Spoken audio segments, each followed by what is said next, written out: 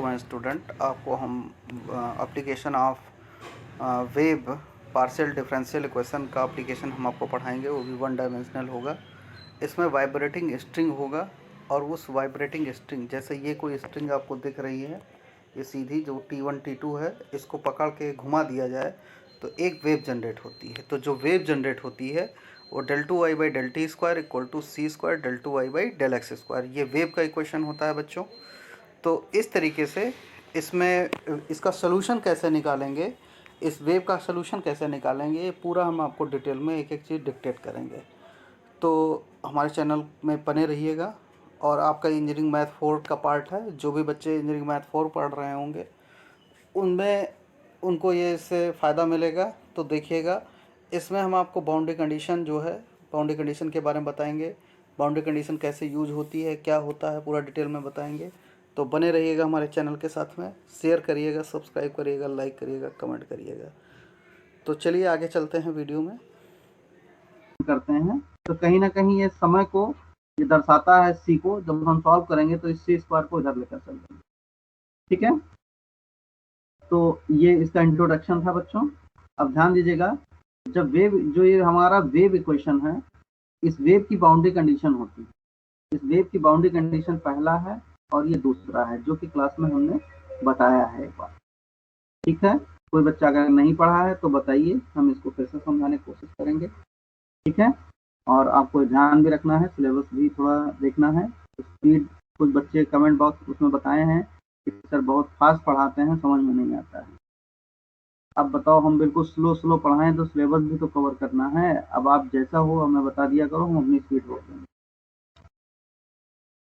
चलिए देखिए, यहाँ पर ये एक सिरा यहाँ पर है, इसको हम क्या लिखेंगे, x इक्वल टू 0। तो पहले सिरे पे x इक्वल टू 0, तो कोई डिस्प्लेसमेंट नहीं है, तो y इक्वल टू क्या होगा, 0 होगा। ऐसे जब हम दूसरे सिरे पे चले जाएंगे, ये l डिस्टेंस को कवर कर लेंगे, तो इस सिरे पर भी कोई डिस्प्लेसमेंट नहीं होगा, तो दोनों सिरे पर डिस्प्लेसमेंट क्या होगा, 0 होगा। हमें मेन इवेल्युएट करना होगा y की वैल्यू। क्या इवेल्युएट करना है, y की वैल्यू इवेल्युएट करना है।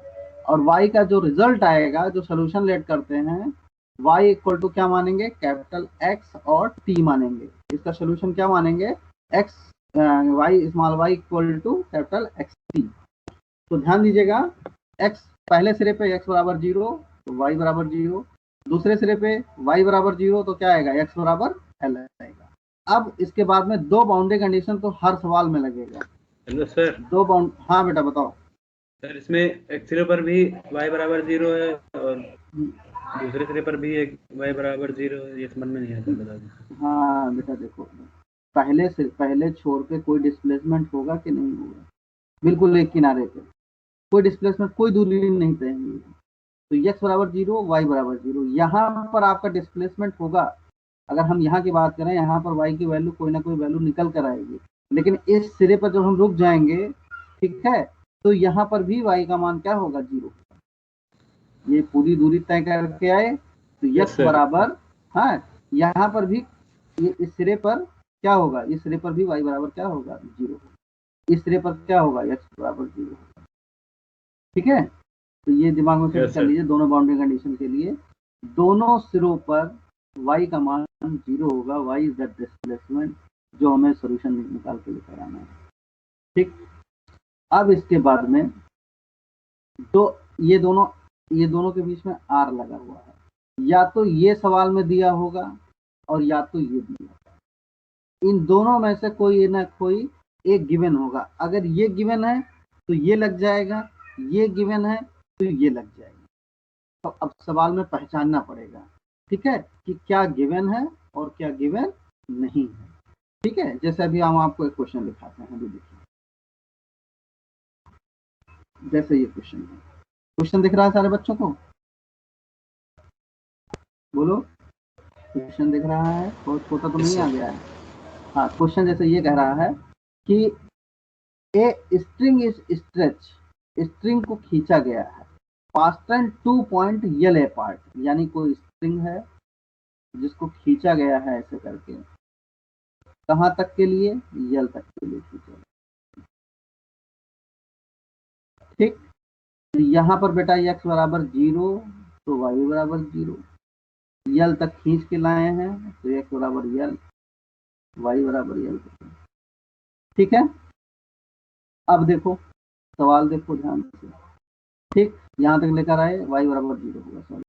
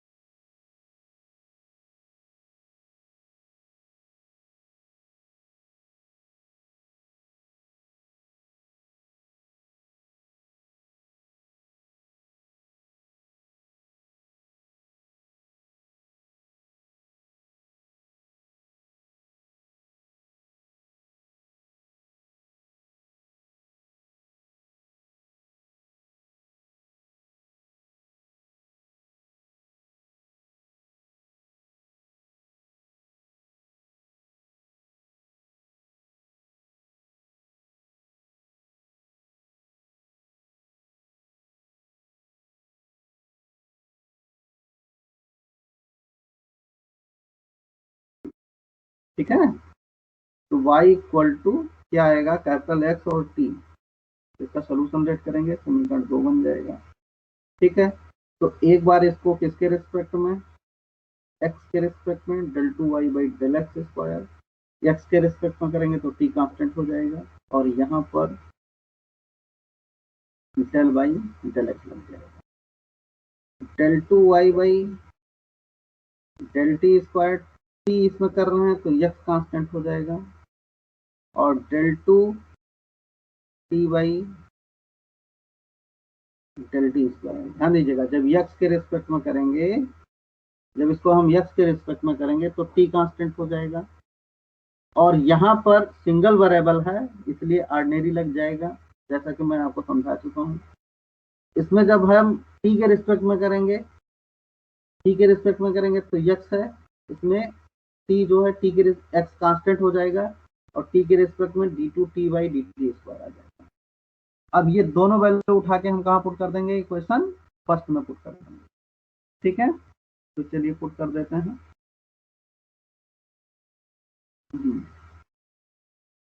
इसको इक्वेशन थर्ड मान लेते हैं।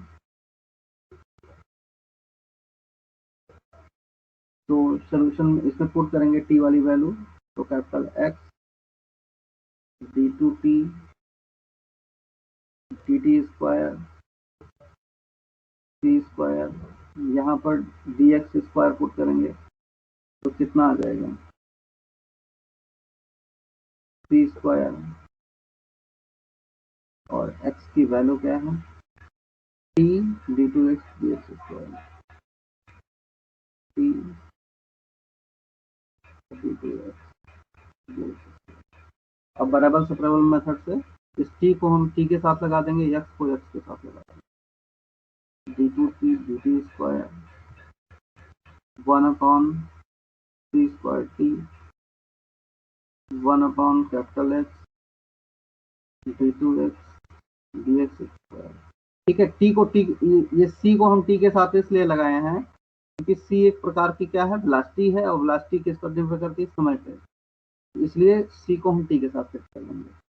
अब इसमें माइनस पी स्क्वायर कांस्टेंट मान लेंगे, तो ये फर्स्ट, ये सेकंड, ये आपका फर्स्ट, और ये आपका थर्ड है। उस दिन मैंने बताया था इसको उधर रखा था, इसको उधर रखा था। तो फर्स्ट एंड थर्ड को जब हम लेंगे तो सोल्यूशन निकालेंगे। फर्स्ट एंड किसको लेंगे, थर्ड को, फर्स्ट एंड थर्ड को ले लेंगे, 1 upon x d two x d x square minus t square, इसको इधर लेकर चले जाएंगे। इसको सॉल्व करके दिखाएं कि आगे बढ़े, बताओ भैया। पी स्क्वायर कैपिटल एक्स, इसको इधर लेकर चले जाएंगे, d two x d x square p square capital X, तो ये आपका क्या आ जाएगा, d square p square capital X equal to 0। अब यहाँ पर हम क्या करेंगे, किसकी वैल्यू निकालेंगे, एक्स की वैल्यू निकालेंगे सी एफ वाले मेथड से। ठीक है, तो ऑक्सिलरी इक्वेशन बना लेंगे, एम स्क्वायर पी स्क्वायर, आपने सेकंड सेमेस्टर में इसका सोल्यूशन निकालना पड़ा होगा। M square minus p square m बराबर प्लस माइनस पी आई, तो इसका जो सी एफ आएगा यानी कैपिटल एक्स आएगा C1 cos px C2 sin px, ये कैपिटल एक्स निकल गया। इसी प्रकार से हम सेकंड एंड थर्ड ले लेंगे। सेकंड एंड थर्ड जब हम लेंगे तो 1/c² t d2t dt square minus p square, इसको रिप्लेस के इसको ले आएंगे।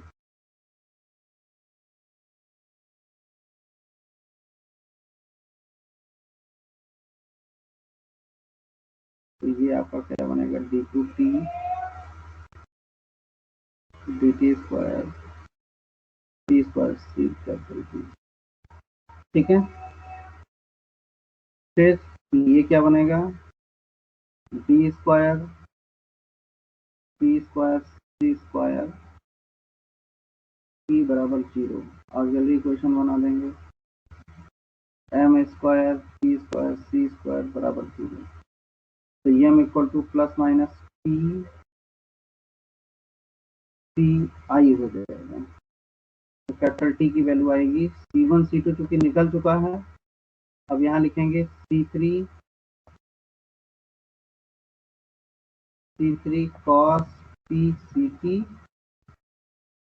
C4 sin p ct, ये कैपिटल T निकल गया है।